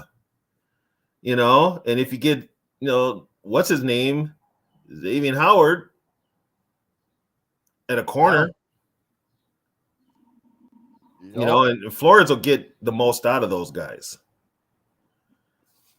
Yeah, we need to upgrade. I mean, if we're going to be successful running the ball. So, like, I have a for you guys. Can't hear you, Sarah. I have a question for you guys. Can you hear me? It's real choppy. It's real choppy. I'm gonna exit out and come. Okay. But yeah, I mean, and what free agency starts in what, a week and a half, the 13th, I believe. So Connor Williams market value $13.5 million a year. He's 26 years old right now. I would do a 5-year 5-year 59 million contract, average 11.8 million per year for Connor Williams. That would work. Yeah, I would just take that money you were going to you were going to give Kirk and just spread that around on the lines. Yep. I would do that. Yep, March 13th is the start of the new year. Okay. Is this better? Yeah, much way better. Okay, so I have a question for you guys. I mean, I understand the reasoning for wanting to trade JJ to get picks to build a team. Mm-hmm. But I mean, my question is, we've done this before where we had a year where we had 3 first-round draft picks. And I mean, I didn't see us build a team to go win the Super Bowl or anything. So what's really gonna change this? Well, the year we had the 3 number 1 draft choices. We had Rudy Floyd, Xavier Rhodes, and Cordero Patterson. Sharif Floyd, we don't know because the surgery he had a knee surgery or something, and they botched the surgery, which ended his career. Rhodes was pretty good. Cordero Patterson looked like the real deal till he had to falling out with Mike Zimmer, and then that didn't work. But I mean, he was decent, so we did get something out of him. Well, I mean, I understand that, but I mean, we didn't really build a team either to, whatever. And so I just don't really understand this notion that we're going to build a team. Well, it doesn't. I mean, like I said, I'm a Vikings fan, so if they trade him, they trade him. I'm not going to be like, I'm not going to root for the Vikings anymore, but I just don't see the point of trading him right now. Here's the reason. You don't trade JJ because JJ is basically your marketing. The jerseys, he gets butts in the seat. He's on commercials. He's kind of like your ambassador, your team ambassador. So you're not going to get rid of him, but you're going to have to pay him eventually. But he's also playing a position that's a dime a dozen. No matter how good you are, you're playing a position you can be replaced. That's with any position in sports. But with wide receiver, especially in today's football, wide receivers are a dime a dozen. So, and he's only, I mean, honestly, you got to give credit where credit is due. Kirk made sure that JJ got the ball. We don't know if we're going to get that with the younger QB. I'm sure we will. But you've got to build the team, and you got to know how to build the team right. And to be honest, I don't see Kwesi and KOC building this team to be a Super Bowl team. I just don't see it. I really don't see it with these guys. Yeah, no, I mean, that was just my point was like I said, if he gets traded, he gets traded. I'm still going to be a Vikings fan regardless. I just don't really see the logic of trading him. And that's the point. You know, And that's because you've got, and Sarah, you live up here. You hear the chatter all the time. Well, if the Vikings let Kirk go, I'm not going to be a Kirk fan. Well, then you were never a Viking fan in the first place. You were just following a player. right? I mean, hell, they traded my heroes back in the day. They traded Alan Page, and I'm still a fan. Right. They cut Alan Page. I'm still a fan. So players come, players go. You stay with the team, but the team has got, like with me, they got to show me they're invested in this team being a winner in the long run. Right now, I just see us still on the hamster wheel of mediocrity, as I call it. Yeah, and I guess like how I'm looking at it is like because you guys keep saying that, oh, we need to tear it all down, but to me, I'm kind of like, but what's the point of us tearing it all down if we already have pieces? Get rid of the pieces that's not working and bring in new pieces that works to make it better. What's the point of tearing it all down to start at zero again when you're not at zero? And here's the thing too. You've got a new coach. They should have did this years ago. They should have did the rebuild a couple of years ago. But when they came up with this competitive rebuild, they kind of put themselves and painted themselves in a corner. You won 13 games, which was more of a narrative like, look, the new guy won with 13. The new guy won 13 games with these players. How come Mike Zimmer couldn't win with these players? So then it's all about getting back at Zimmer. Now, this is all on KOC and Kwesi. These teams now moving forward. And I mean, in hindsight, getting back at Zimmer did nothing but hold this team back. Exactly. And this and keeping Kirk did nothing but really hold us back. We've got a front office that they're not thinking big picture. They're just thinking current picture, which, put it this way, Detroit, Green Bay, and Chicago have all gotten better, and they're building for the future. Minnesota is basically stuck in neutral. They're on the hamster wheel. They're basically like this. If we make the playoffs, cool, and then we'll take it from there and let the chips fall where they may. That's a bad attitude. If you're not thinking Super Bowl right off the bat, you need to not be doing your job. You're either thinking Super Bowl at the top of the season, and it needs to be that all the way. Not this, we'll make the playoffs and just see what happens and let the chips fall where they may. That's terrible philosophy. Yeah, Terrible. I mean, that's the one thing I never understood about Kirk was like, even with Kirk on the team all these years, we've never gone to the playoffs year after year after year for the last 6 years. We barely made it like twice. So, having him wasn't even worth it because we weren't even contenders for all 6 years. We were consistently inconsistent. Exactly. That's the whole thing. And yet people are like sticking like, if we get rid of him, then, the team is doomed and done and whatever. It's like, but what has Kirk shown us these last 6 years? Absolutely nothing. We weren't even, we weren't even contending for Super Bowls with him being on the roster for 6 years. I mean, at least with the Packers, even though they kept losing in the playoffs, they were still in the playoffs every damn year. Kirk wasn't even that. No, Kirk was 500. He was 500. I mean, Kirk wasn't that good at Michigan State. He really wasn't. Kirk is, and I already said my reasons why Kirk is so big up here, and I'll just leave it at that. Because I said it once, and one guy has yet to come back to my show because I said it. So, but now Kirk is he's just Kirk. I mean, it's one thing to have Kirk on the team and to at least we're in the playoffs every year, Okay, it's one thing to be that, but we weren't even that. For the amount of money he was getting paid, we weren't even that, He only won the division, once? One time. Yeah. Now, when I say we need to trade JJ, now let me be very clear. I would need at least a first, a second, a third, and a second next year And those pieces would have to be a quarterback of the future in the first round, an edge rusher like a Jared Verse in the first round.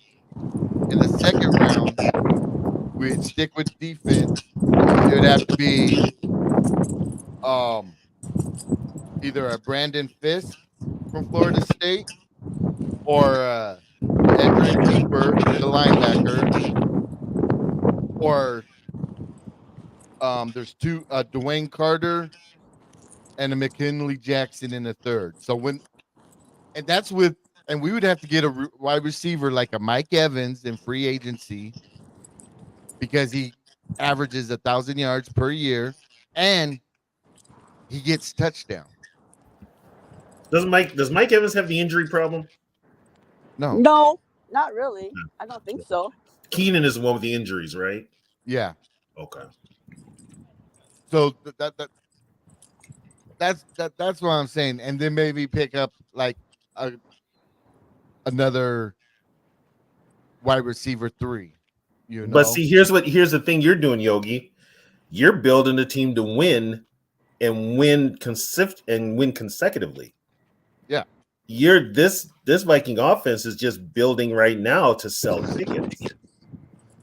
That's the problem. Face it, the Vikings, the only people that really know football in that front office would probably be Grigson.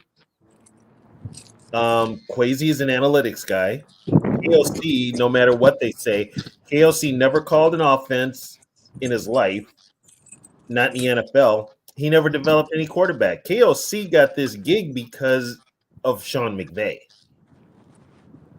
Bottom line. I mean, that's why. Well, I understand you're saying he's never developed a quarterback, but then you can't say that Kirk hasn't played better under him either. Well, Kirk, here's the thing. Kirk wasn't playing as good as he is now. But I give Kirk credit. I never said I just don't like Kirk, for other shit, but I never said Kirk couldn't play quarterback. That being said, but I'm just saying like that. And Kirk has always been able to play quarterback, but he's played better these last 2 years under KOC too. He's played better under KOC because KOC throws the ball constantly. So basically, KOC is a quarterback's wet dream. Use my language. He is, because KOC doesn't run the ball, and when he does try and run the ball, is not successful. I don't know, and you've got to run the ball. He should have learned that from McVay. Because McVay runs the ball. And McVay had success last year running the ball, which helps out Matthew Stafford. Yeah, but before KOC, though, Kirk never really pushed the ball down the field, And so, he's like. Well, that was because of the offensive coordinators we had. And plus, you got to remember, Zimmer liked to run the ball. Zimmer was old school. Kirk had to do like the intermediate passes. And every now and then he hits you long. But with KOC, he's just airing the ball down the field left and right. It's a different philosophy. But KOC right now looks one-dimensional, Yeah, I'm not saying he's like great and nothing needs to be changed. He does need to like be better and he does need to be better and improve on some stuff. But I don't know. I just don't think that he's as bad as you guys are making him out to be either. Well, and I understand where you're coming from because I've heard you say this before. We can't keep changing coaches every 4 years. We really can't. But in this climate of sports, especially the NFL, you got to win now. Unfortunately, and this is the bad thing for KLC, he came in and got 13 wins his first year. If he doesn't get 10 or more wins the next 2 years, he could be gone. Well, that's why I said they need a rookie quarterback, because if they bring Kirk back and we don't make the playoffs, everyone is gone, I think. And there's no here's the thing. You need a rookie quarterback eventually anyway. You have to have a rookie quarterback. You've got to move on. You just have to. You can't be scared. Yeah, because we're the oldest team in our division, And it shows.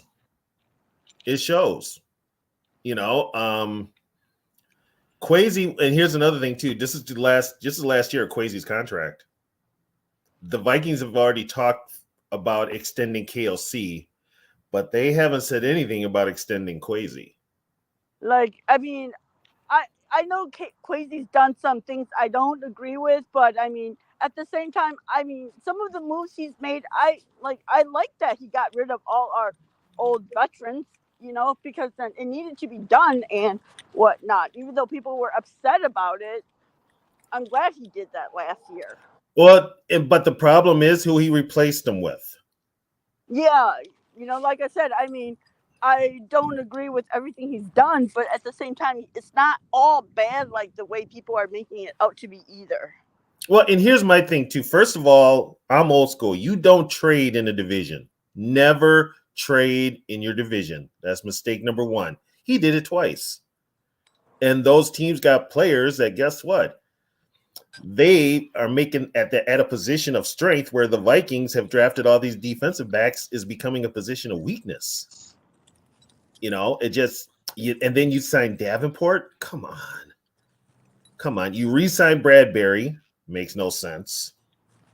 Yeah, but I mean, with the salary cap as it was, though, I mean, it's not like we could afford to bring in. You could have found a, you know what? You could have found a free agent center, and if you have faith in your offensive line coach, you could have worked with him and made him a good center. Yeah, but I don't know. I just think that, like, with our cap situation, it's kind of hard to bring in good free agents. That's why you don't even have Walmart. to. I mean, you could have got. I mean, hell, what's his name could have played better. Schlottman. I think the guy they wanted to play better was Chris Reed, but Chris Reed got hurt. Yeah, Chris Reed plays center, but hell, you could have did the same thing with Schlottman. Yeah. You know, it's just, and I look at this team now. Now, here's the thing: we're gonna blame injuries last year for the Vikings' demise, but guess what? The team started out slow, and then they finally got their act together. Then Kirk gets hurt, but they were still winning even after Kirk got hurt. So what happened? So that's where you kind of got to blame the coaching, because it's the coach that keeps that team on an even keel, and the good teams win regardless of injuries, regardless of BS, whatever. They still find ways to win. A good coach team finds a way to win. And I think with KOC, you know, he just he tried to turn Dobbs into a drop back quarterback, and he's not. That's mistake number one. And then Mullins, you know what? If I see Mullins in a purple jersey this year, so help me God, I'm going ballistic. I'd rather watch Mullins than Tannehill. Okay. Oh hell no! I'll take Tannehill any day. I'll take Tannehill any day. I will. Mullins can suck my. Never mind. But he no.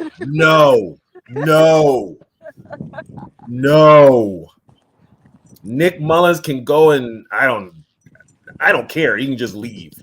But no, I'd rather have Tannehill. I'd rather have Minshew, to be honest. Yeah, I don't mind Minshew, but I do not want Tannehill at all. You know. But yeah, we got so many questions with this team, and this team has so many holes. Yeah, but I mean, a team is always going to have holes, you know? Yeah, but this team, it's bad, especially where it starts at the line of scrimmage. It really is, especially on the defensive side of the ball.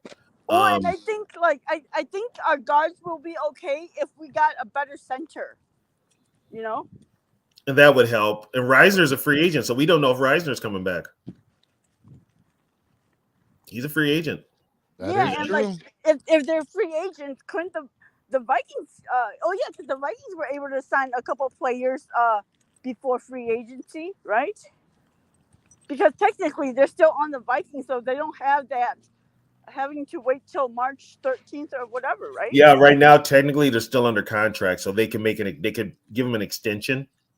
Yeah, that's why I said if Kirk was about what he said, that's not about the money that he take a discount, this deal would have been done. But it is about the money. That's why it's not done. It is about, and that right there should tell you Kirk is not a team player. Exactly, you know, and it's like, yeah. That should tell you right there he's not a mean, team who player. releases a video of them throwing the ball the day combine opens if they're not trying to get paid? You know, That was probably his management. That was Kirk's people. Exactly. You know, so it is about the money, and this Yep. notion that he's gonna take a discount is laughable. You know, He wants to prove that he can come back and play even after an Achilles tear. and I mean, like I think because Kirk's never really had that respect. I'll be right back. Because people see him as that never coming through in big games. And so with him getting that big contract it's like it warrants that he is a top 10 quarterback for him, because he's getting that top 10 money. Yeah, and he never. I mean, we got in a bidding war with the Jets. The Jets were going to give him the same amount of money, but they weren't going to guarantee it. We gave him fully guaranteed. Yeah, I just hope that we learned our lesson this time and let Atlanta, just outbid us and let it go. Well, what's his name's all in? Yeah, Arthur Blank is all in on Cousins. He wants Cousins. Yeah. Which makes sense because, I mean, they, it's like they've been down so long, they want to win, so it makes sense. But, I mean, they're just going to be like us. We were a Kirk away from the Super Bowl, and we haven't even sniffed a Super Bowl. Well, and plus, Atlanta's in the NFC South, which is a weak division. So you get Kirk.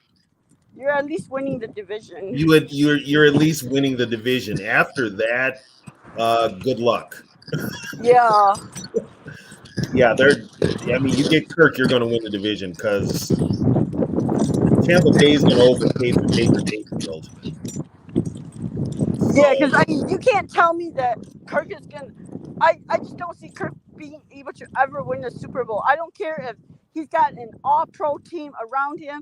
He's just not, because he does not have those intangibles that's required. He doesn't have that moxie. He doesn't have that makeup. He doesn't have. Yeah. He doesn't have that. Let's be honest. He doesn't have that killer instinct. Exactly. And like I said, it's like, I mean, for fuck's sake, he doesn't even come in on Tuesdays. And like listening to Searles and Boone talk about how all the teams they've been on, even the rookie quarterbacks, come in on a Tuesday, and Kirk's not doing that. It's like, well, he doesn't give a fuck about winning. Yeah. Well, here's another thing too, and this is what bothers me with the Vikings. They don't have that killer instinct. This Viking team in general is soft, very soft. They don't scare me. If I'm an opposing team, they just do not scare me. There is nothing about the Vikings that, I'm like, okay, that defense is good, but it can be beaten. You take away JJ, what do they got? Yeah, that's why like I said yesterday, I think they need a quarterback that's got that dog in him to make the team tougher, You need somebody with you kind of need one with an ego like a Josh Allen. Yeah, and you know who wins Super Bowls? Fucking quarterbacks that have like the biggest fucking ego. Because you need that in order to like push yourself to go that extra mile to get it done. And Kirk doesn't have that. It's like, oh well, we'll try again next year. Like, what the fuck? He's He's too laid back. When you get up to the podium and everything out of your mouth about a play that doesn't work is, yeah, I have to look at the film to see what happened there. You can't. Right. That was his customary go-to. And I got to look at the film. And I think quarterbacks are next. I'm sorry, but if you can't lead your team down the field to spike a damn ball, there's no way you're going to lead your team to a Super Bowl. It's just not going to happen. Here's another thing I'm hearing about KOC. He takes a long time getting the play in to the quarterback. Yeah, but regardless of how long it takes, you're a 12-year veteran and you know the time is like about to expire, you don't fucking need a coach to tell you to go down the field and spike the damn ball. And that's one of the that's the thing with Kirk. Any other quarterback would have been screaming their head off or stopping the clock, eat like a Brady. Anybody, Brady especially. Brady would have went off on KOC if he had did some stuff like that. Exactly. But Kirk is so I'm not gonna rock the boat. To me, that tells me everything I need to know right there. You had that Chargers game last year.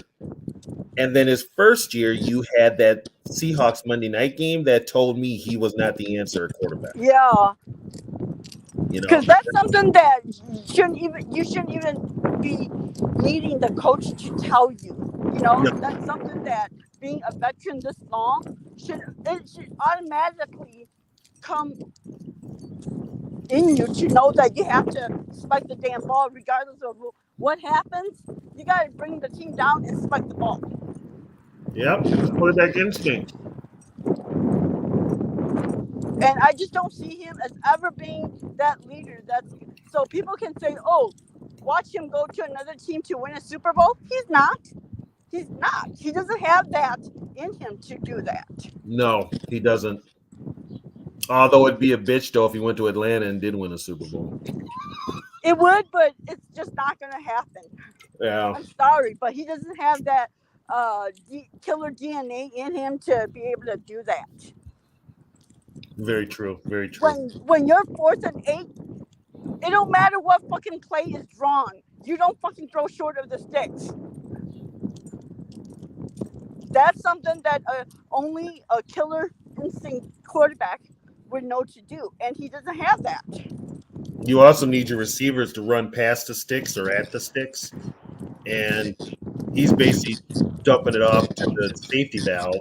Exactly. And of all people, Hawkinson. I'm sorry, I like Hawkinson, but he ain't gonna put a move on anybody. But that's not somebody who you give the ball to when you need a play for the season to continue. Okay. Right. You know. And when he as a quarterback can't even process shit that simple, he's not a winning quarterback. Mm-mm. And that's his basic quarterback 101. Right. Hell yeah. You know. Hey, but I gotta go do some chores. So, but I'm gonna log off too and finish watching this. You gonna be on later, Yogi? Yeah, I might jump on later. Okay. Well, I will talk to you guys later. Have a good one. Yeah. All right. Okay. Bye. Go Vikings, everybody.